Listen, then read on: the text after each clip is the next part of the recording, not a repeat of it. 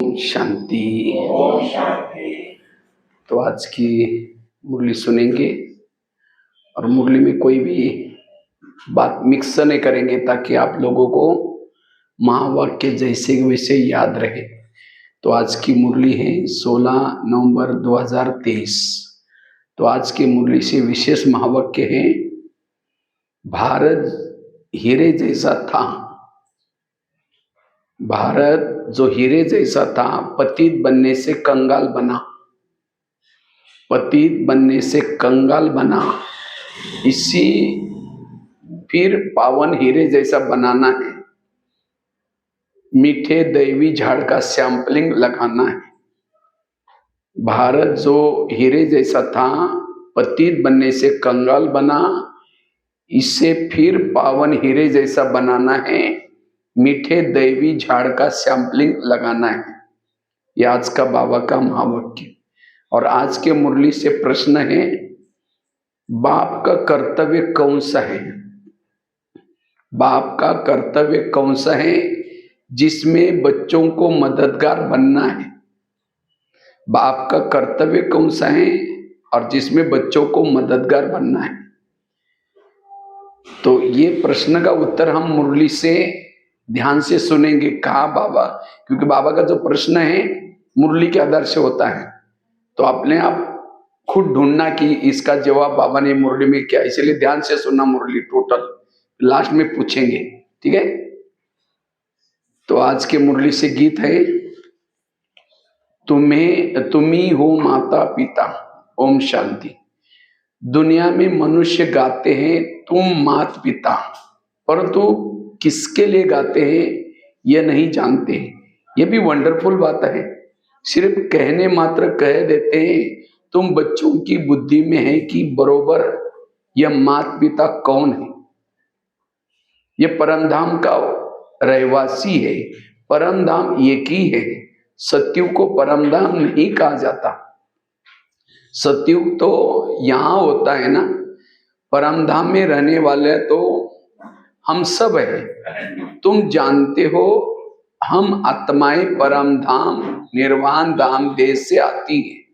जैसे जैसे महावाक्य सुन रहे शब्द, बुद्धि हमारी वहीं दौड़नी चाहिए। ये रास है। हम आत्माएं परमधाम निर्वाण धाम से आती है इस साकार सृष्टि पर। स्वरों कोई ऊपर नहीं आते, तो तुम भी परमधाम से हो। तुम बच्चे अब जानते हो हम आत्माएं शरीर द्वारा पाठ बजा रहे हैं। कितने जन्म लेते हैं, कैसे पाठ बजाते हैं, ये सब अब जानते हो। वह है दूर देश का रहने वाला, आया है पराये देश। अब पराया देश क्यों कहा जाता है? तुम भारत में आते हो ना, परंतु पहले पहले तुम बाप के स्थापना किए हुए स्वर्ग में आते हो। फिर वह नरक रावण राज्य बन जाता है। अनेक धर्म अनेक गवर्नमेंट हो जाते हैं। फिर बाप आकर के एक राज्य बनाते हैं। अभी तो बहुत गवर्नमेंट है, इंडिया गवर्नमेंट, नेपाल गवर्नमेंट, बहुत कहते हैं सब मिलकर के एक है। अब सब मिलकर के एक हो, ये कैसे हो सकता है? 5000 वर्ष पहले भारत में एक गवर्नमेंट था। World almighty authority Lakshmi Narayan थे। विश्व में राज्य करने वाले और कोई अथॉरिटी थी नहीं। ये सब एक धर्म में आ नहीं सकते। स्वर्ग में एक ही गवर्नमेंट थी, इसलिए कहते हैं ना सब एक हो जाए।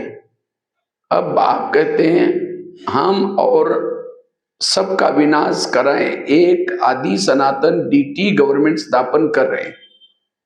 तुम भी ऐसे कहते हो ना। सर्वशक्तिवान वर्ल्ड ऑलमाइटी अथॉरिटी के डायरेक्शन अनुसार हम भारत के एक ही डीटी गवर्नमेंट का राज्य स्थापन कर रहे हैं।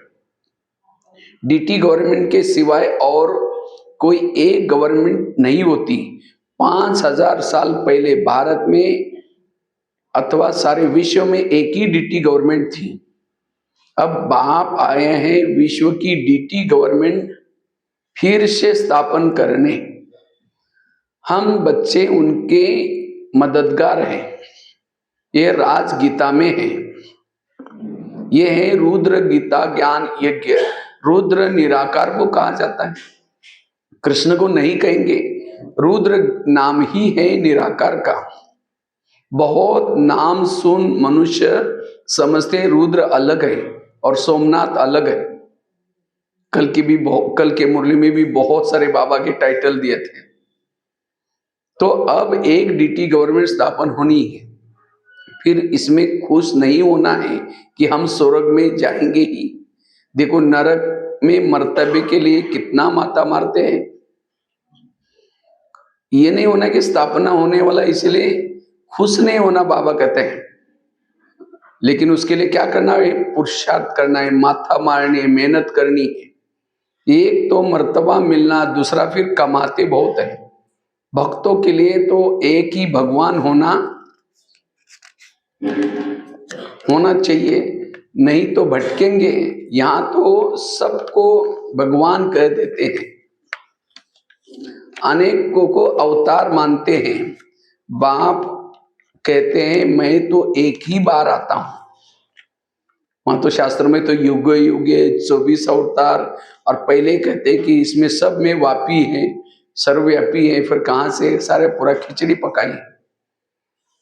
गाते भी है पतित पावन आओ। सारी दुनिया पतित है, उसमें भी भारत ज्यादा पतित है। भारत ही कंगाल, भारत ही हीरे जैसा था। तुमको नई दुनिया में राजाई मिलनी है। तो बाप समझाते हैं कृष्ण को भगवान कह नहीं सकते। भगवान तो एक निराकार परमपिता परमात्मा को ही कहा जाता है, जो जन्म मरण रहित है। मनुष्य तो फिर कह देते हैं वह भी भगवान, हम भी भगवान, बस यहाँ आए हैं मौज करने, बड़े मस्त रहते हैं। बस जिधर देखता हूं तू ही तू, तेरी ही रंगत है, हम भी तुम भी हम, बस डांस करते रहते हैं। हजारों उनके फॉलोअर्स हैं। बाप कहते भगत भगवान की बंदगी करते रहते हैं, भक्ति भावना में पूजा करते हैं। बाबा कहते हैं मैं उन्हें साक्षात्कार करा देता हूं, परंतु वो मेरे से मिलने, मैं तो स्वर्ग का ही रचिता हूं। वो मिलते नहीं, बाबा कहते हैं, परंतु वो मेरे से मिलते नहीं। मैं तो स्वर्ग का रचिता हूं। ऐसे नहीं कि उन्हों को स्वर्ग का वर्षा देता हूं। भक्ति वालों को स्वर्ग का वर्षा, भक्ति वाले यहाँ आते, उसका फल मिलता है। यहाँ मेहनत करते वही स्वर्ग में जाते हैं। भगवान तो एक ही है। बाप कहते हैं सब पुनर्जन्म लेते लेते अबला हो गए हैं। अब मैं परमधाम से आया हूं। मैं जो स्वर्ग स्थापन करता हूं उसमें फिर मैं नहीं आता हूं। बहुत मनुष्य कहते हैं हम निष्काम सेवा करते हैं, परंतु चाहे न चाहे फल तो आवश्यक मिलता है। एक परमात्मा ही निष्काम है। इतना सब करने के बाद स्वर्ग में नहीं आता। दान करते हैं तो फल जरूर मिलेगा ना। तुम साहूकार बने हो क्योंकि पास में दान पुण्य किया है। अब तुम पुरुषार्थ करते हो, जितना पुरुषार्थ करेंगे उतना भविष्य में ऊंच पद पाएंगे। अभी तुम्हें अच्छे कर्म सिखलाए जाते हैं भविष्य जन्म जन्मांतर के लिए। मनुष्य कहते हैं दूसरे जन्म के लिए, फिर कहेंगे 5 कर्मों का फल। सत्युग त्रेता में ऐसे नहीं कहेंगे, कर्मों का फल 21 जन्म के लिए अभी तैयार कराया जाता है। संगम के पुरुषार्थ की प्रारब्ध 21 पीढ़ी चलती है। सन्यासी ऐसे कह न सके कि हम तुम्हारी ऐसी प्रारब्ध बनाते हैं। जो तुम 21 जन्मों को सुखी रहेंगे, अच्छा व बुरा फल तो भगवान को ही देना है ना। तो एक ही भूल हुई है कि जो कल्प की आयु लंबी कर दी है। बहुत है जो कहते हैं 5000 वर्ष पहले का कल्प है, 5000 वर्ष का कल्प है। तुम्हारे पास मुसलमान आए थे, बोले कल्प की आयु बरोबर 5 वर्ष है। यहाँ की बातें सुनी होगी। चित्र तो सबके पास आते भी हैं जाते भी हैं, सो भी सब थोड़े ही मानेंगे। तुम जानते हो ये रुद्र ज्ञान यज्ञ है। जिसमें ये वीणा ज्वाला निकली है, जिसमें सहज राजयोग सिखाया जाता है। कृष्ण की आत्मा अब अंतिम जन्म में शिव रुद्र से वर्षा ले रहे हैं। यहाँ कृष्ण रुद्र से, कृष्ण क्या कर रहे हैं? रुद्र मतलब शिव से वर्षा ले रहे हैं। यहाँ बैठी है ना बाबा अलग और ये अलग। कौन सा बाबा अलग? शिव बाबा अलग और ये ब्रह्मा बाबा अलग। ब्राह्मण खिलाते हैं ना तो आत्मा को बुलाते हैं ना, फिर वह आत्मा ब्राह्मणों में आकर के बोलती है, तीर्थों पर भी खास जाकर के बुलाते हैं। अब आत्मा को कितना समय हो गया, फिर वह आत्मा कैसे आती है, क्या होता है, बोलती है मैं बहुत सुखी हूं, फलाने घर पर जन्म लिया हूं। यह क्या होता है? क्या आत्मा निकल करके आई? बाप समझाते हैं मैं भावना का भाड़ा देता हूं और खुश हो जाते हैं। ये भी ड्रामा में राज है। बोलते हैं जो पाठ चलता है, कोई ने नहीं बोला तो नूंद नहीं है। बाप की याद में रहो तो विकर्म विनाश होंगे। इन बातों में बाबा कहते जाओ नहीं, बाप की याद में रहो, अन्य कोई उपाय ही नहीं। हर एक को सतो रजो तमो होना ही है। बाप कहते तुमको नई दुनिया का मालिक बनाता हूं। फिर से मैं परमधाम से पुरानी दुनिया पुराने तन में आता हूं। पहले भी आया था, फिर से आया है और फिर से आएगा। ये पूज्य था, पुजारी बना, फिर पूज्य बनता है। तत्त्वम ऐसे आप भी, तुमको भी बनाता हूं। पहला नंबर पुरुषार्थी ये है, कौन? ब्रह्मा। तब तो मातेश्वरी पिताश्री कहते हैं, वो बाप भी कहते हैं तुम तख्त नशीन होने का पुरुषार्थ करो।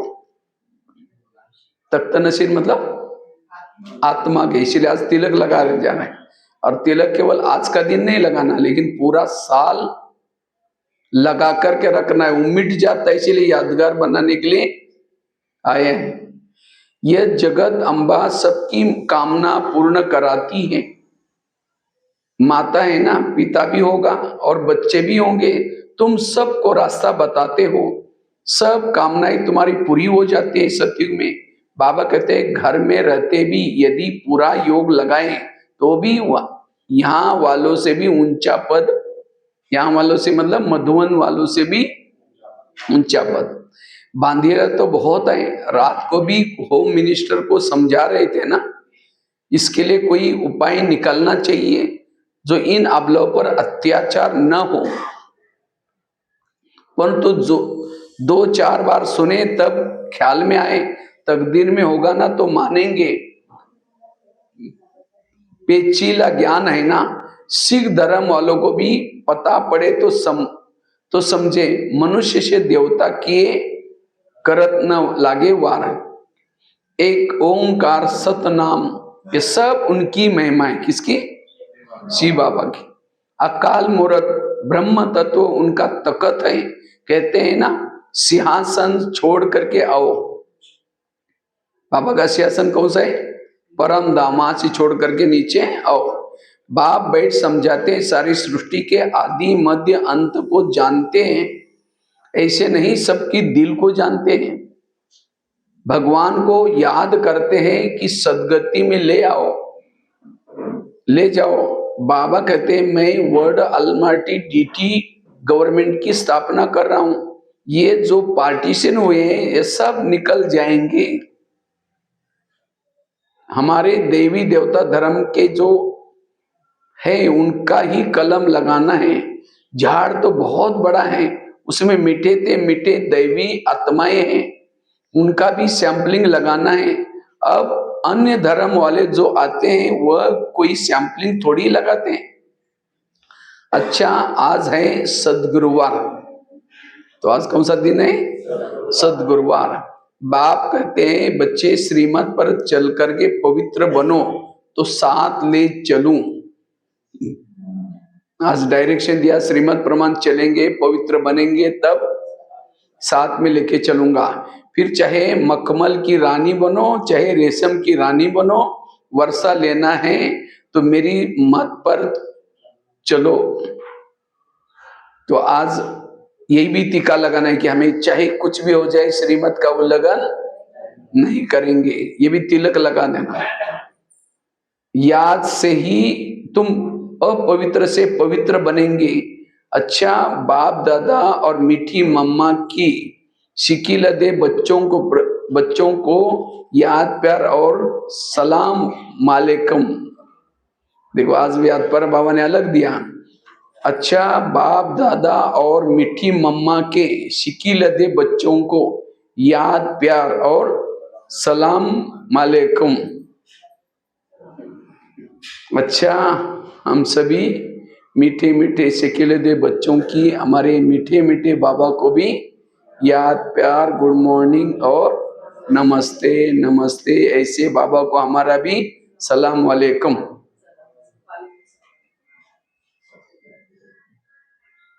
धारणा के लिए मुख्य सार है। तो आज के मुरली से धारणा की पहली पॉइंट है, संगम युग के पुरुषार्थ की प्रारब्ध 21 जन्म तक चलनी है। संगम के पुरुषार्थ की प्रारब्ध 21 जन्म चलनी है। ये बात स्मृति में रख श्रेष्ठ कर्म करने हैं। ये बात स्मृति में रख श्रेष्ठ कर्म करने हैं। ज्ञान दान से अपनी प्रारब्ध बनानी है। ज्ञान दान देना है और उसे हमारी प्रारब्ध बनानी है। दूसरा है, मीठे दैवी झाड़ का सैंपलिंग लग रहा है, इसलिए अति मीठा बनना है। मीठे दैवी झाड़ का सैंपलिंग लग रहा है, इसलिए अति मीठा बनना है।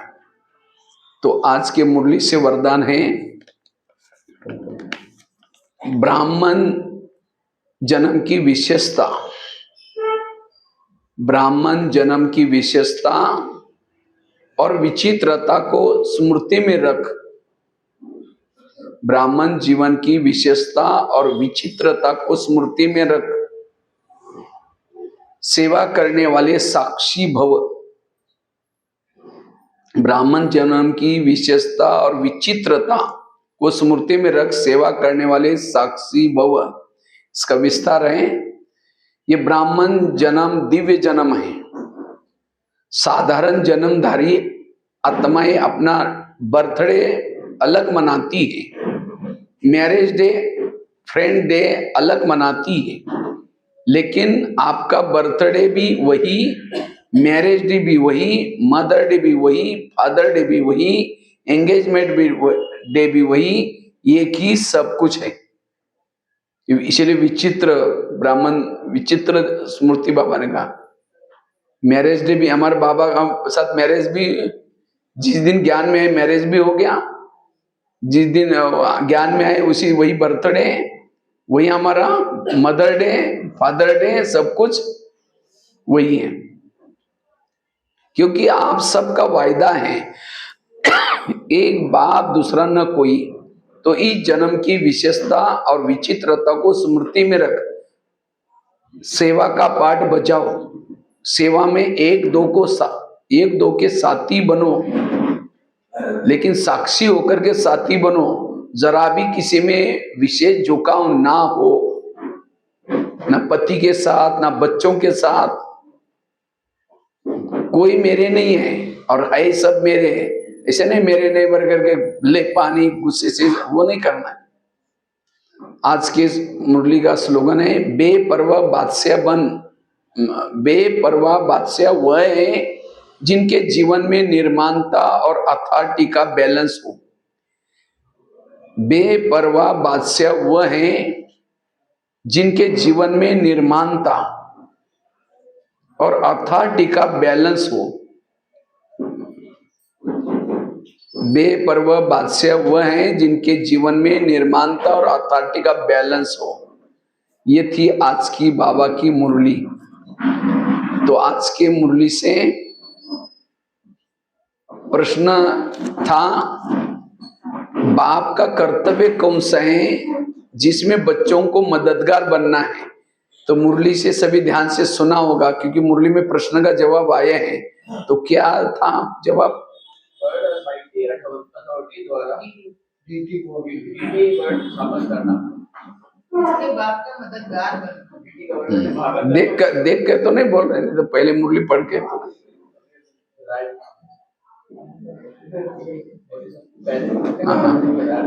इसलिए कभी भी प्रश्न का उत्तर उसी में मुरली में होता है, इसलिए मुरली के एक एक लाइन जो सुनता है उसको पता चलता है कि ये प्रश्न का उत्तर। तो आज की मुरली के प्रश्न का उत्तर था, प्रश्न था बाप का कर्तव्य कौन सा है जिसमें बच्चों को मददगार बनना है। तो उत्तर था सारे विषयों पर एक ही डिट्टी गवर्नमेंट स्थापन करना, अनेक धर्मों का विनाश और एक सत्य धर्म की स्थापना करना, यही बाप का कर्तव्य है। सारे विश्व पर एक डिट्टी गवर्नमेंट स्थापन करना, अनेक धर्मों का विनाश और एक सत्य धर्म की स्थापना करना, यही बाप का कर्तव्य है। अब इसमें मददगार कैसे बनना है? तुम बच्चों को इस कार्य में मददगार बनना है, ऊंचे मर्तबा के लिए पुरुषार्थ करना है। ये भी मदद है, पुरुषार्थ करना भी मदद है। रोज यहाँ आना, मुरली सुनना, योग लगाना, ये भी मदद है। केवल धन ये वो बात नहीं, अगर कुछ नहीं है तो ये भी तो करो, तो भी मददगार बनेंगे। किसी को ज्ञान देना ये भी मददगार है। कोई स्थूल चीज सेवा में लगा, ये भी मदद है। बहुत सारी मदद है। ऐसे नहीं सोचना कि हम स्वर्ग में तो जाएंगे, केवल सोचना नहीं, ये करके दिखाना। सतयुग वाले क्या सोचेंगे? हमको स्वर्ग स्थापना करना है। और त्रेता वाले क्या सोचते हैं? स्वर्ग में जाना है। त्रेतायुग वाले क्या सोचते हैं? स्वर्ग आने वाला है। और कलयुग वाले क्या सोचते हैं? आप ही करो और आप ही जाओ, हम नहीं जा सकते, आप ही करो। वो सब कहां कौन बोलेंगे? कलयुग वाले। तो आप कौन से में हैं उसमें? हम तो स्वर्ग बनाने वाले में मददगार। तो ये थी आज की बाबा की मुरली। ठीक है, ओम शांति।